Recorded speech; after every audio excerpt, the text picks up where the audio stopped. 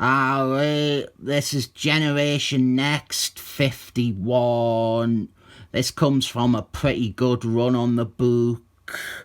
Generation Next, issue 45, and then issues 48 through to 62, as well as the 1999 annual, and Excellent Man, issue 50.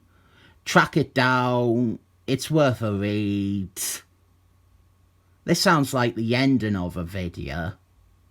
This is continuing a subplot we saw briefly in the previous issue, with Schigiel getting captured. They have put him in an inhibitor collar, so he cannot do any squealing. And the story is that the hard man who has kidnapped him has a son who is or was gone into the Excellent Men's School. One of the new directions in this run was that the Excellent Men's School opened its doors to human students, and that is a really good idea, but not quite enough is done with it in my opinion.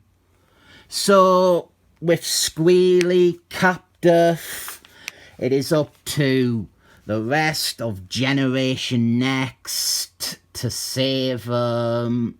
And it dawned on me how Marvel really did abandon this team and the characters.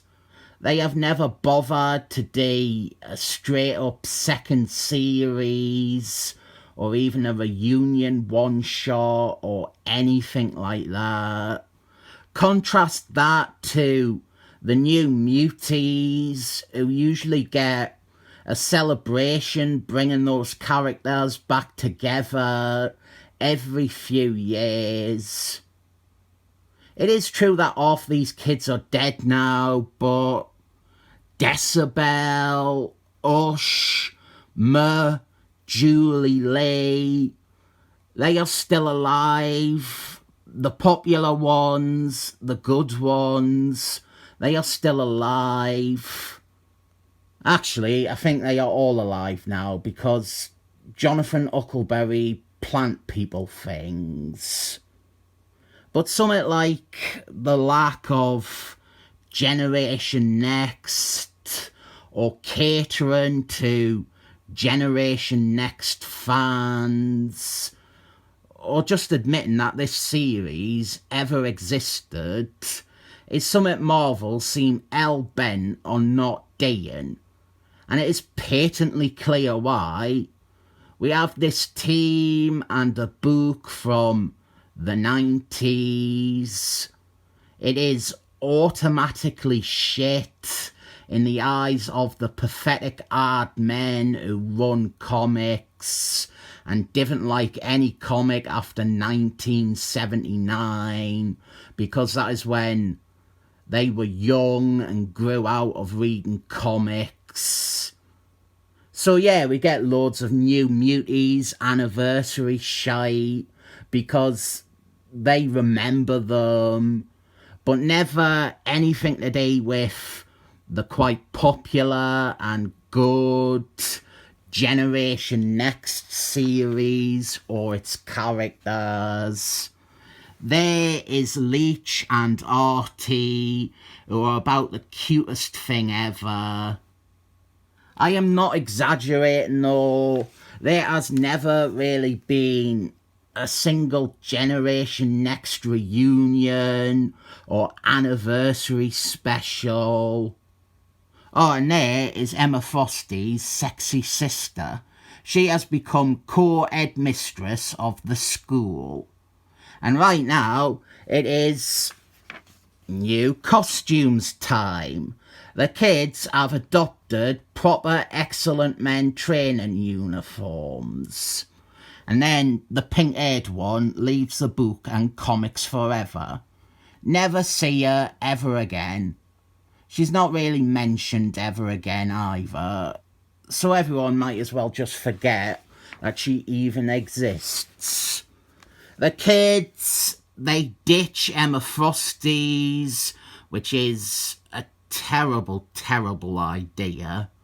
And then they decide to use some of the team as bait to get captured themselves and learn where Schigiel is being kept. See, Emma Frosty's would come up with a better plan than that. I will be upfront, this isn't the best issue. It's a bit of a, and then this happens, and then this happens type of plot. And the actual conflict is pretty lame. Suddenly, the guy who kidnapped Schigiel has powers of his own. I think I might have hypothesized last issue that I suspect the identity of Schigiel's captors was switched out between issues.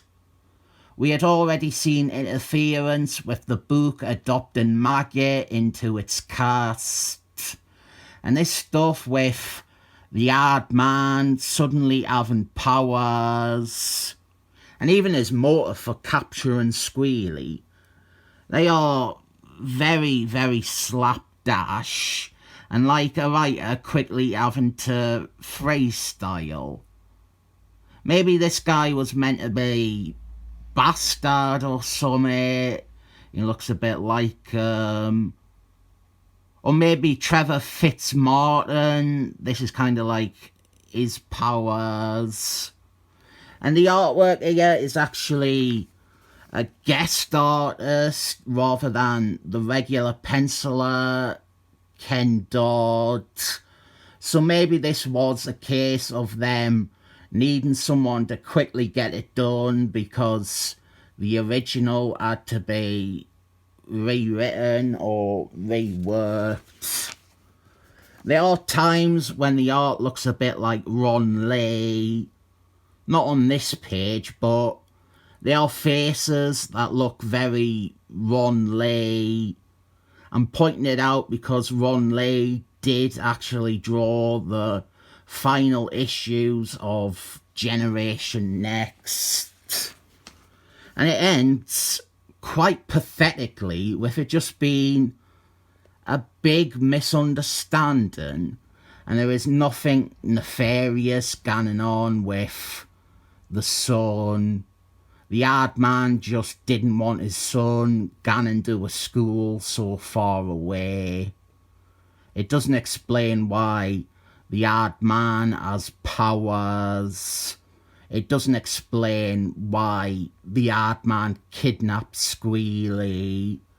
But we end with some sort of tease that the hard man is a crime lord, and I cannot remember if he ever comes back, but I didn't think he does, and I will not lose any sleep about him not returning, because this issue kinda isn't good.